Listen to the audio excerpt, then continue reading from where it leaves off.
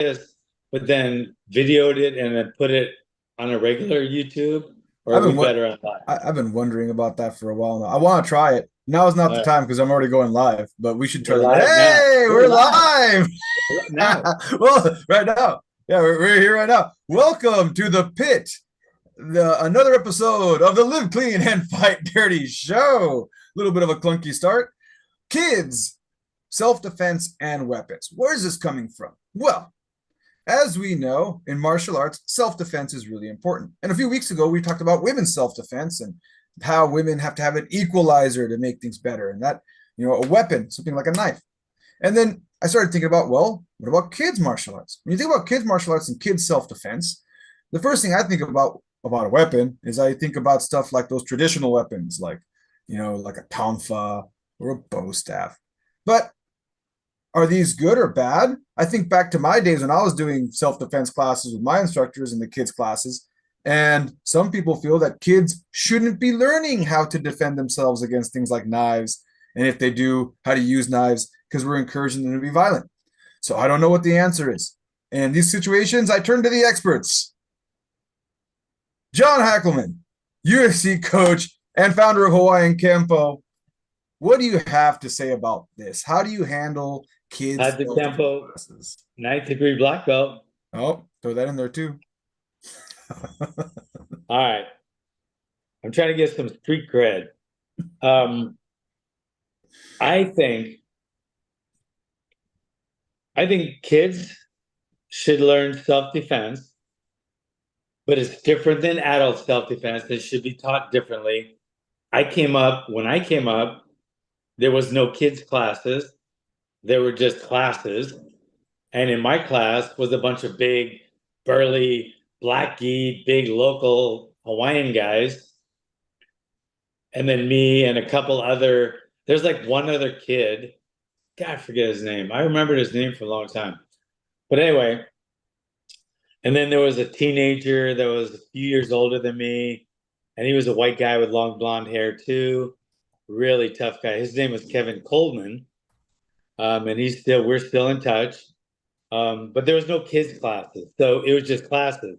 So our self defense was the same as the adults. So we took them down, stomped their face, punched them in the face, did regular Kempo stuff, choke them standing, and then bring them down, gouge the eyes. That's what we taught. That's what we were learning. And for me, I never used that in one of my schoolyard fights, which I got into quite a few, just because I knew that those techniques weren't appropriate for a schoolyard fight. Even though I was only 10, 11 years old, I knew that I wasn't going to gouge a guy's eyes out that I was fighting with in the back campus of Kamiki Intermediate School. I knew that I was going to punch, kick, knee, maybe,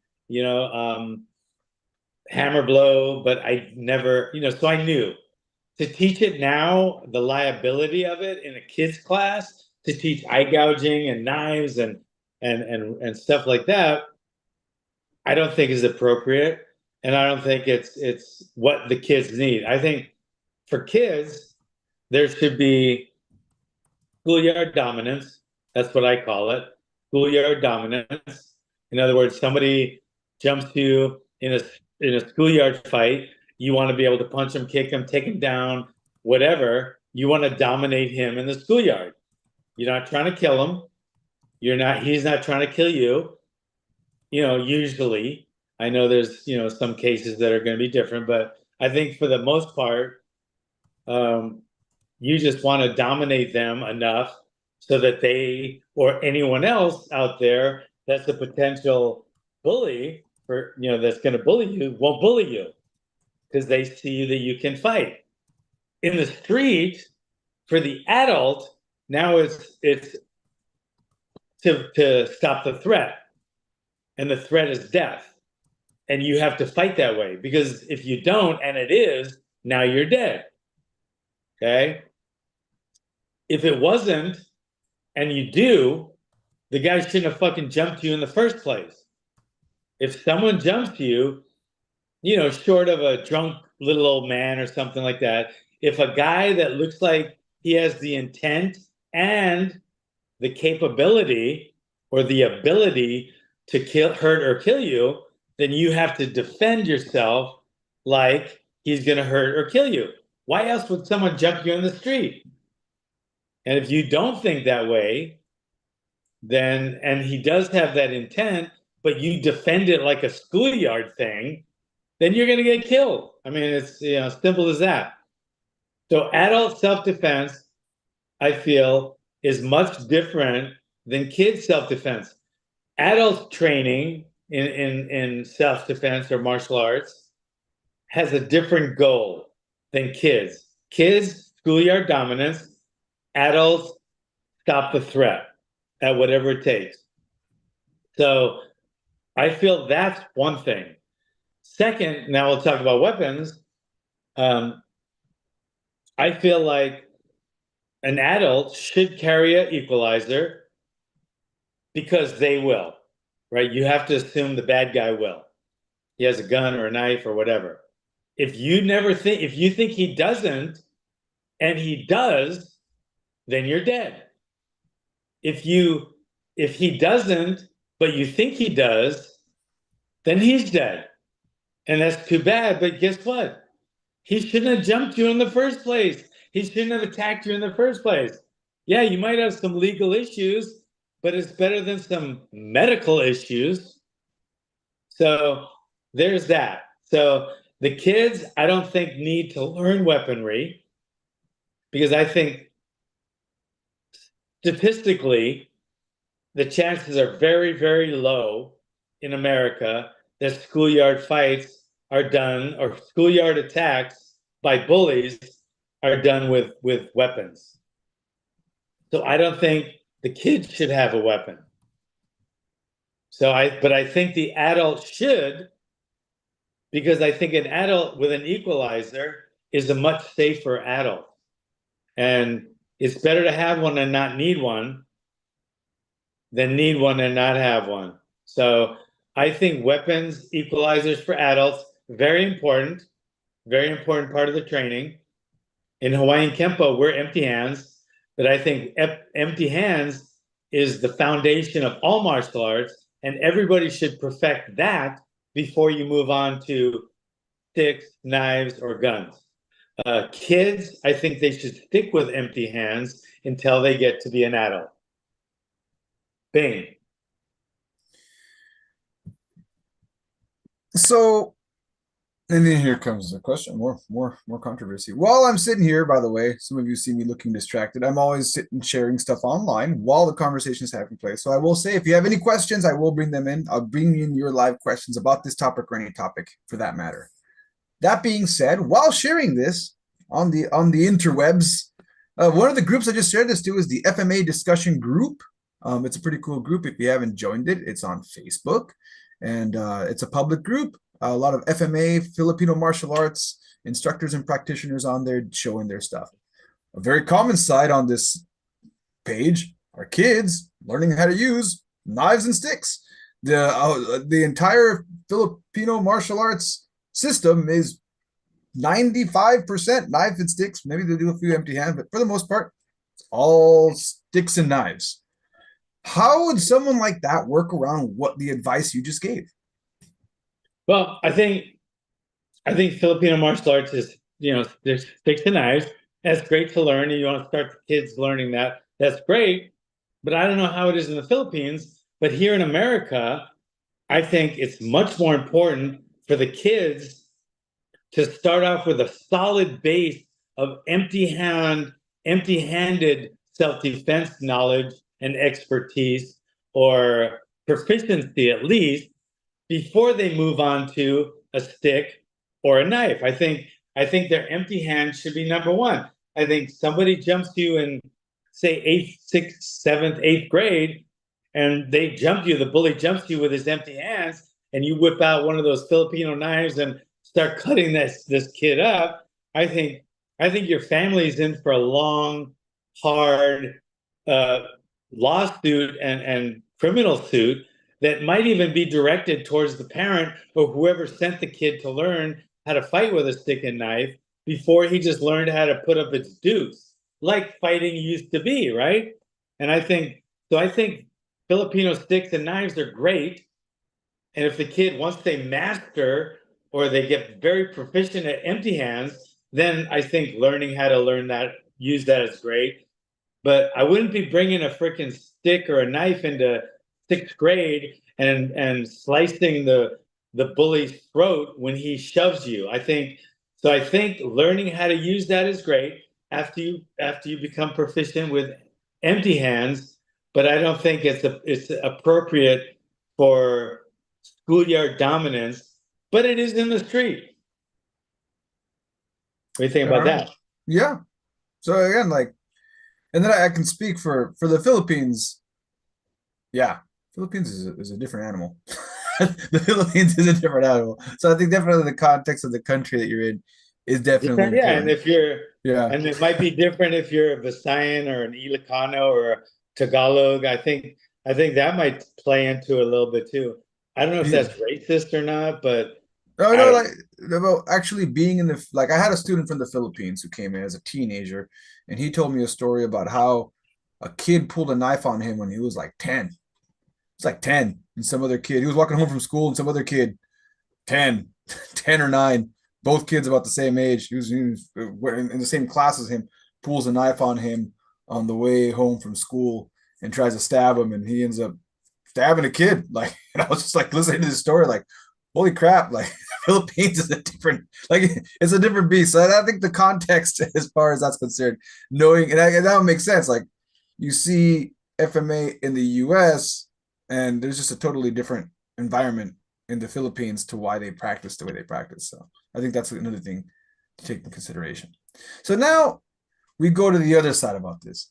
Well, how about the tonfas and the bow staff and the nunchaku? How about those? Those are fun. What about those?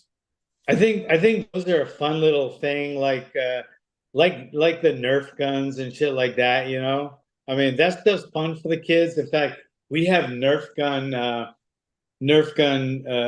parent night out where the parents can go out to dinner and drop their kid off at the gym, you know, pay 15, $20, and then we have Nerf gun wars, and then we give the kids pizza and stuff like that. Same thing with the nunchucks. We have the padded nunchucks, and kids can swing them around, and that kind of stuff's fun. It's not really weapons. It's more goofy toys for kids, and that's what it's become. You can get in big trouble as an adult carrying a tonfa or nunchucks or whatever. But really, I mean, you know, challenge that against a bladed weapon that can kill you with one slice or a gun Oh, that can kill you with one shot. So if you want to carry a weapon, and let me tell you an old story of my instructor, Walter Godin, um, Kajikempo, hardcore, grew up in the ghetto. You know, he was my instructor from 1970 to 2001 when he passed away.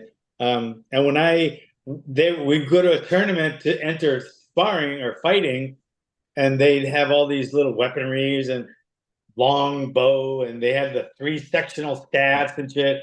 And I mean, it was fun to watch and kind of goofy. You know, I mean, that was useless as a real weapon, unless you were in like feudal China or Japan or wherever, a couple hundred years ago. But right now, it's just a fun upgrade to do for your students. Like if you got a kids class in your karate school, hey, teachers, they want to play with the nunchucks because they're fun.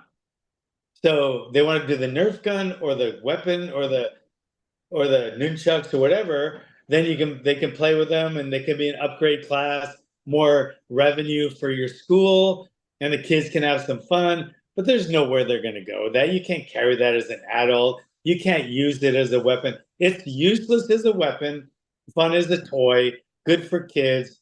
If you're going to do that, you might as well be doing Nerf gun too.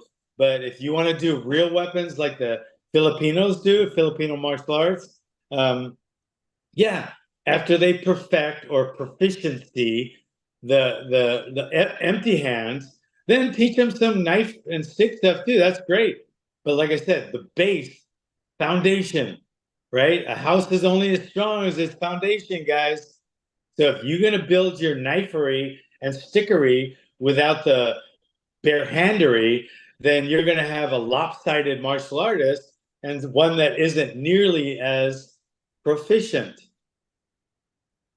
And Think, then what do you think? and then my other question, okay, now, and please, guys, if you have any questions, and girls, if you have any questions, please bring them on. I will ask these questions. But my personal question, and this is going to be unrelated to our topic, kind of related. Why are nunchucks illegal? I just never understood that. I know some states. I was born and raised in San Diego, California, and I allegedly had a set of nunchucks, and I have to say allegedly in air quotes because they were illegal. I may or may have not gotten them from a friend in Arizona. So, and I was always kind of confused by this because nunchucks are a very difficult weapon to use. They're fun, but they're more dangerous to the user than they are to the attacker. So, like, I always wondered, why are these illegal? They're fun to use, but why are they illegal? Do you know anything? Have you heard? You've been around longer than Yeah, I have. Have you heard of we anybody getting killed by a set of nunchucks? we had guys back in Hawaii that used to carry them. We even had a guy in shop class. We had a guy in shop class that used to make metal ones. And they used to make wooden ones that we carried them, and they were connected with a chain, and they were kind of fun to spin around. And some people got really proficient, and they look cool to use. Look at Bruce Lee and in Enter the Dragon. But then somebody pulls out a knife or a gun, and boom, they're useless. But they were illegal because they were they're known as being a weapon. Like a staff can be a stick using for a lot of different things. I mean, you can use a sickle, right? That's a good weapon, but it's also used as a gardener's use it. But a knife, a lot of times, depending on the knife, it can be used for a lot of different reasons, including cooking. But nunchucks, its only purpose is to hurt somebody else, so it's illegal. So they consider it a weapon. So if you're going to carry a weapon and risk getting arrested for a weapon, carry an effective one, please, guys. So I think you came up with something good here. Just it's the idea of it being used as a tool. So I can still make an argument that when I have a pocket knife, Yeah, or a baseball bat, or a baseball bat, I'm gonna go play baseball. That's pretty easy. A pocket knife, I'm gonna go.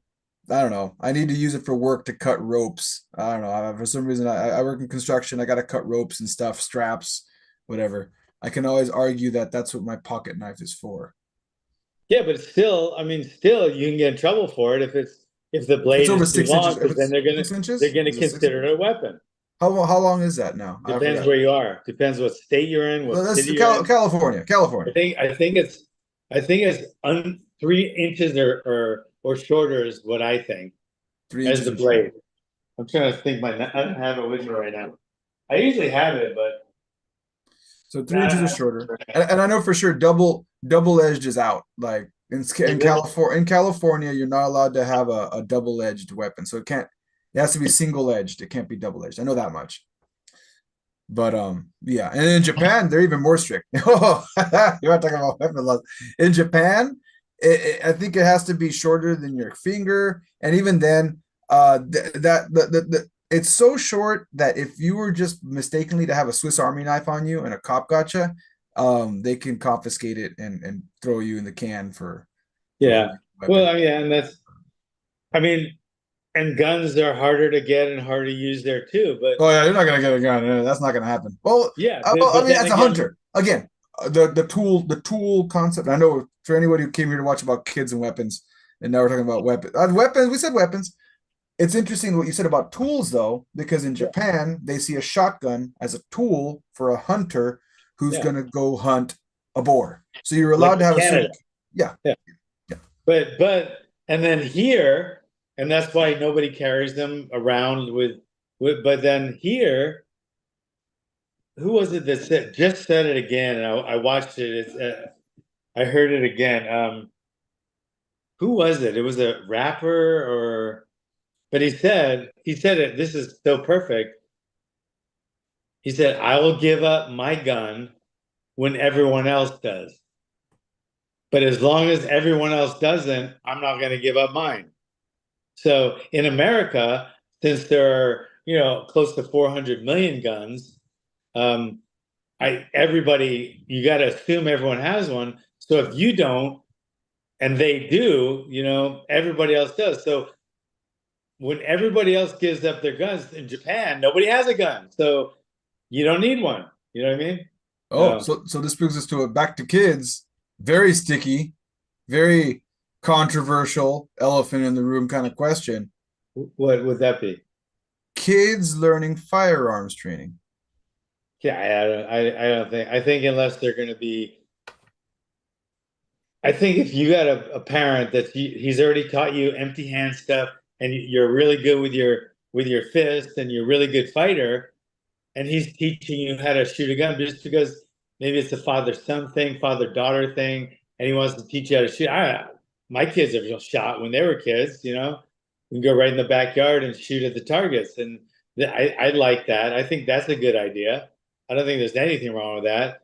But and except for a couple of just like really bizarre people or kids, very few kids are gonna be carrying guns in the schoolyard. But a lot of adults are gonna have guns in the street. So there's that. So I think it's great to teach a kid a gun, but I wouldn't give him one to go to school with. Okay.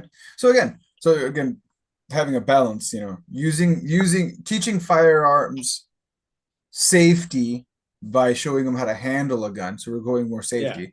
And you're not gonna, of course, we're not gonna send a kid out there to use it as a self-defense weapon. So now more controversial topics while we're about to wrap up here. Um, what about tactical training? We already did the firearms safety course, and your kid is along with the dad. Let's say there's a dad or a mom who's really into firearms and martial arts for that matter. We know these people. We hang out with these people. We've seen them. I know a few of them. Some are on my friends list, and they feel that not only should the kid have firearms training, but hey, while we're on the subject of firearms safety and firearms training, and we're going upgrade from shooting cans, let's teach them some tactical maneuvers and go into tactics, and they're doing the firearms tactics. What about that? Is that a little too far, or is that within limits? I don't think it's too far. I think we're going back to martial arts schools teaching weapons.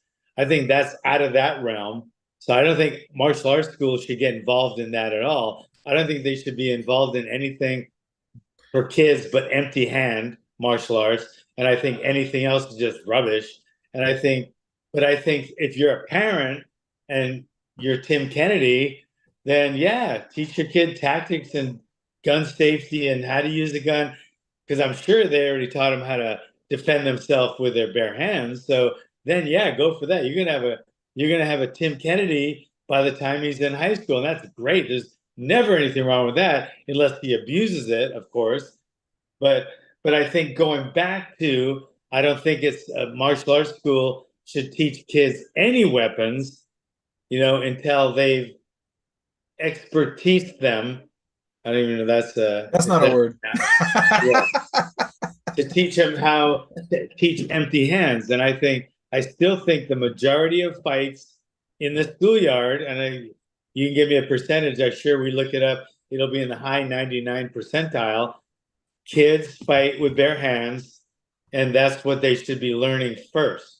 So I think then from there, whatever you want to build on that solid foundation of empty-handed fighting in as a parent, then boom, I think that's great. As a school owner and a martial arts instructor, stick with empty hand for the kids and stick with whatever your expertise is for the adults, but they should learn to bring it up, because equalizers are very important for adults, not so much kids. But like I said, as a parent, that's a whole different topic, right?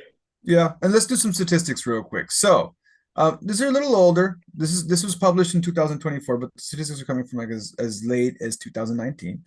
33% of high school students report being in a physical fight at school within the last year. So that means that's pretty high. I mean, it's not 50, but still 33% of, if you're a high school student, you have a kid who's in high school, 33% in America report getting into a physical altercation. 22% of the students from 2019 reported being bullied. And you have a little segue about that, something happening at your school right now, John. You can touch on that. An average of them, 4 fights per 100 students in schools in 2017. Over 20% of high school students reported being physical fight more than once. So 33% getting a fight, and 20% of them, probably the same, out of the same pool of 33%, are getting into fights more often. Approximately 10% of high school students were injured because of the physical fight. Male students are more likely than female students to be involved in physical fights. 12% of high school students have been in a physical fight that required medical treatment. And in 2019, 50% of, oh, here's a good one. 15% of high school students carried a weapon to school property in the past month. So there it is, 15% of them. 15% of them.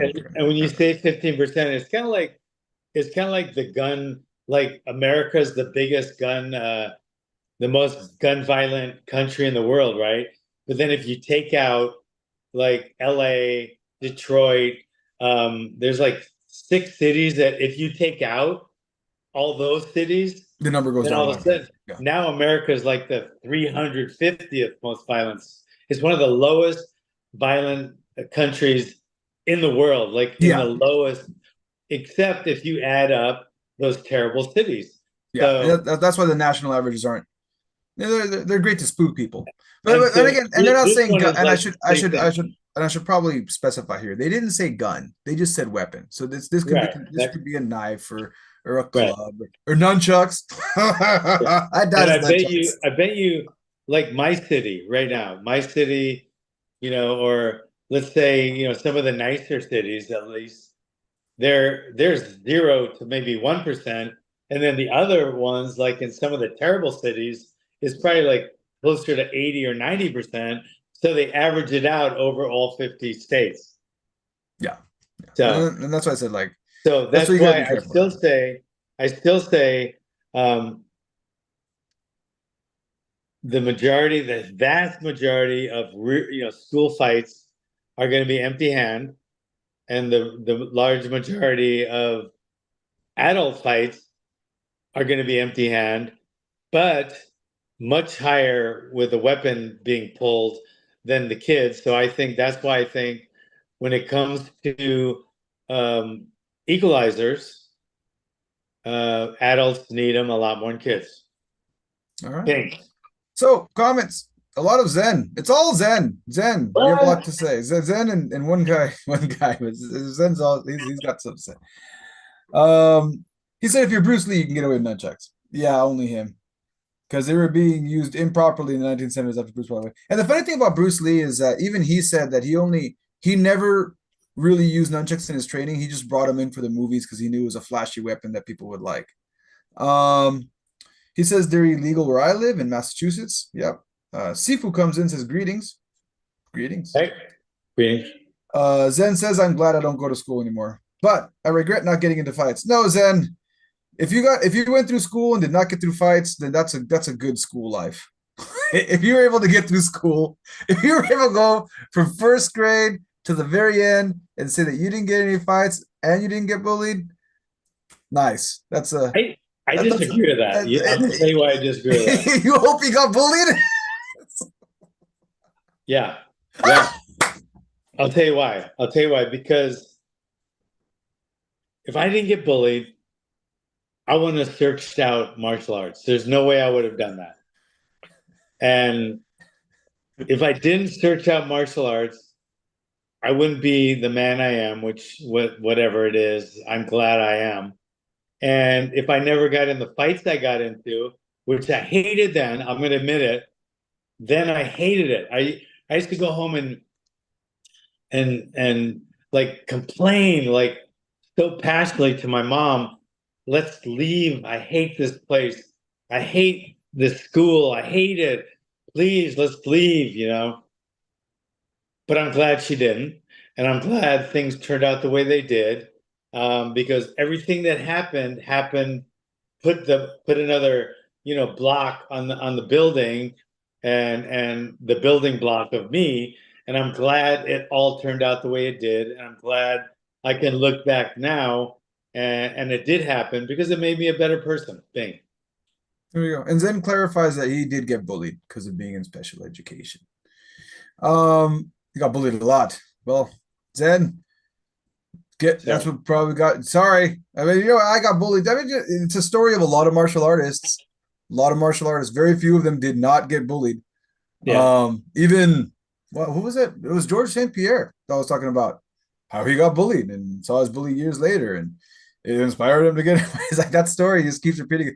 It's like a trauma response, but at the end of the day, it works out. All right. Well, I don't see any other comments. So this has been another fabulous episode of the Live Clean and Fight Dirty show. There are still spots available. In fact, right now, you can go on the pit.tv, and for a discounted price, you can check out the entire course. Right? Jump on there. You can check out the entire course. You can try it out at a discounted rate. Go into audit a class. Sign up now. It's like under $10, but you have to sign up right now. So just check it out, thepit.tv. One of these episodes once a week, 5 o'clock Pacific Standard Time.